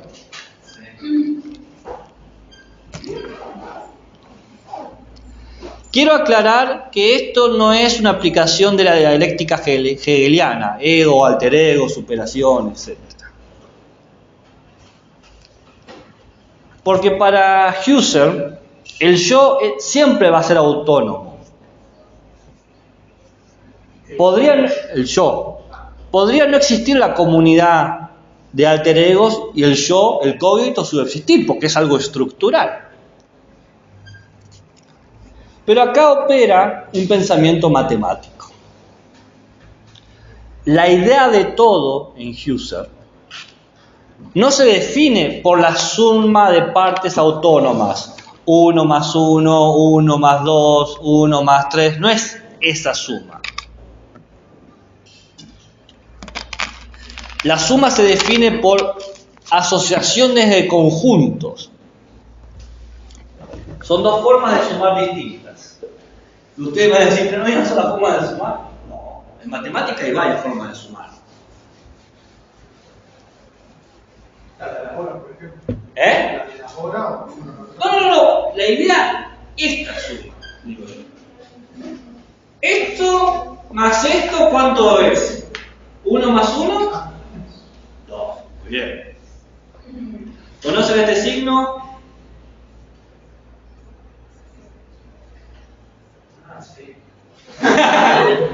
Esto es otra suma. Es sumar al 1 hasta el 3. 1 más 1, 1 más 2, 1 más 3. Es otro resultado. Pero esto es una suma también.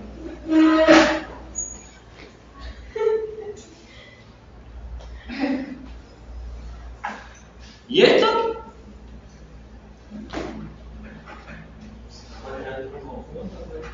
Es la suma de los conjuntos. Vos tenés un conjunto que tiene ciertos individuos, cogito, autónomos, subsistentes por sí mismos, que en principio trascendental, en principio inmanente, no necesitan al otro. Pero todos forman parte de la gran comunidad, de la paracu, la asociación.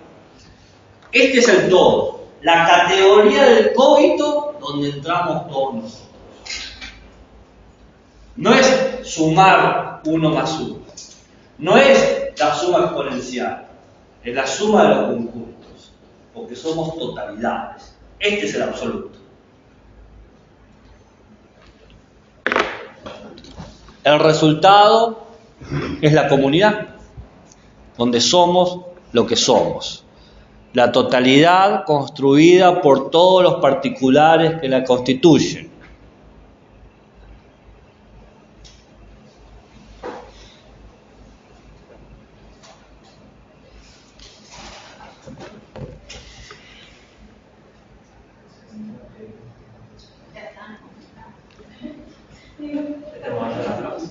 No.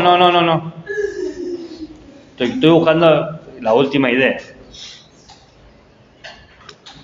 Para cerrar, 2 ideas. La estructura del humano como cogito.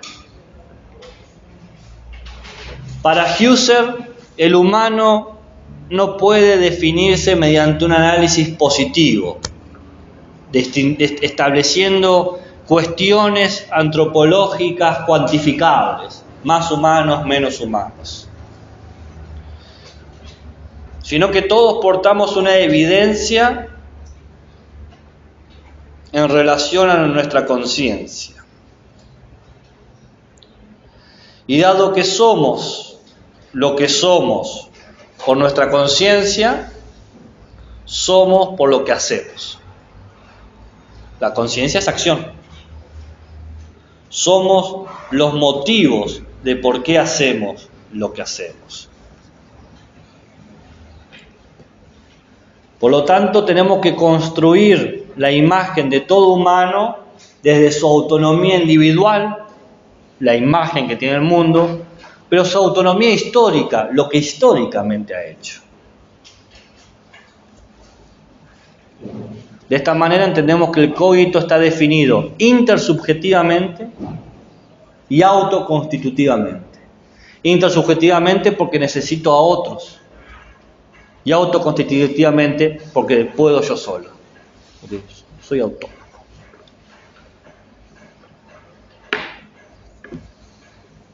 Intersubjetivamente Y constitutivamente. Por eso va a decir finalmente Husserl que lo que hay acá es la dependencia o la construcción del telos de la humanidad, el telos de las intersubjetividades, el telos histórico, que es que el humano históricamente ha encarado al mundo desde un lugar. Históricamente ha encarado al mundo de un lugar con intencionalidades particulares y gracias a esas intencionalidades ha creado horizontes de posibilidades de sentidos. Algunos horizontes se realizaron, otros no. En cualquiera de los que se realizaron y los que no, el humano tuvo la posibilidad de ser consciente de que era un ser consciente. La conciencia, la conciencia. ¿Qué era telos? Telos es un sentido hacia un fin. No me creen. No me creen. Escépticos.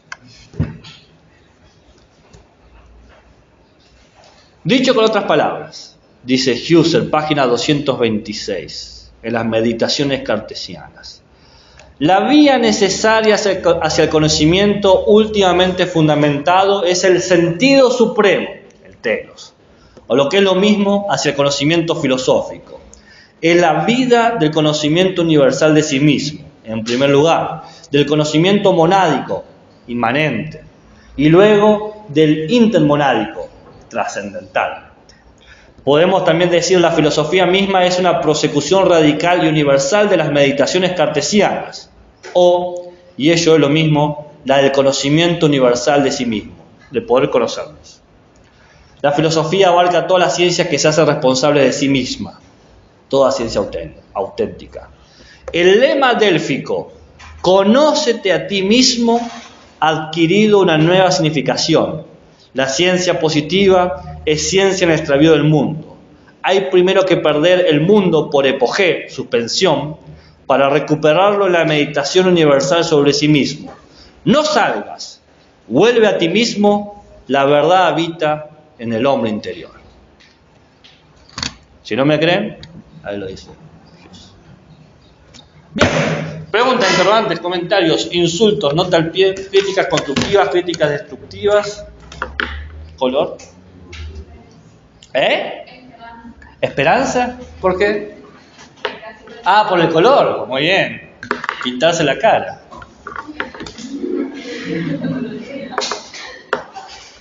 ¿Nadie tiene preguntas? Yo tengo una pregunta, pero no sé si estoy en lo correcto. Quiero saber si voy por bien encaminado. El hombre depende, en este caso para Husserl, de encontrar algo allá afuera, es decir, en el mundo que nos rodea, y de una intención creadora que construya a ese hombre. ¿Por qué la palabra depende?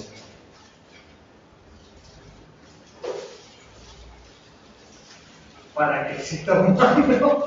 El humano para Husserl no depende de nada.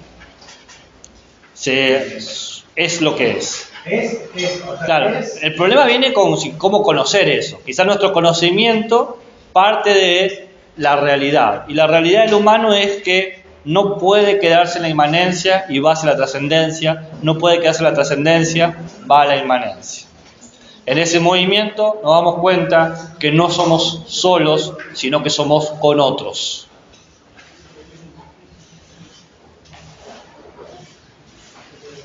No sé si respondo a tu pregunta.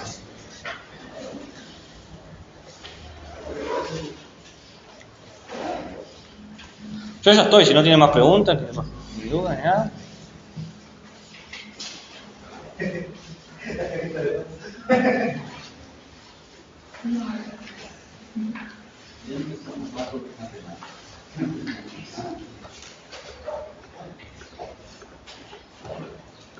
¿Qué les pareció? ¿Le gustó o no le gustó Husserl? ¿No? Pobre Husserl. Siento que no voy a pensar que me gustó cuando